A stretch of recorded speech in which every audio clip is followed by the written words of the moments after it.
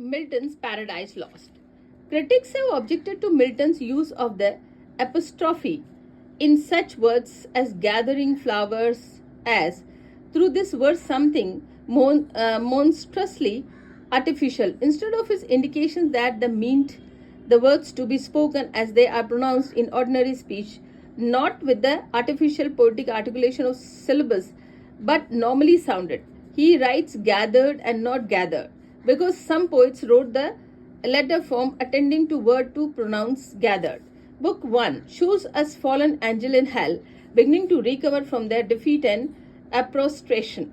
The high-sounded rhetorical verse in which Milton described and which he puts into the mouth of these great and perverted creatures indicate both the Milton and gross suspicion of the rhetoric, perhaps because of his disillusion with the long parliament debate and that he was aware that evil had its own attractiveness, which he was careful not to minimize.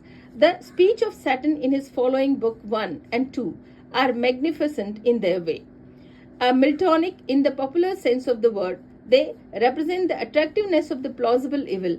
If evil was ever attractive, there would be no problem for man. It is because high-sounded rhetoric can so easily make the words appear the better reason, and that man so easily thrilled to grandiose ranting about honor and revenge uttered with all the mock passion and the rhetorical timings of the Nuremberg rally. And Satan is so great a danger. To see Satan as hero, because Milton goes out of his way to show the superficial seductiveness of this kind of evil, is to show an extraordinary naivety. The description of Satan's legal status of the beginning of Book 2 is a magnificent evocation of all the barbaric splendor with the Greek, and Milton with them so shuddered at the Persian.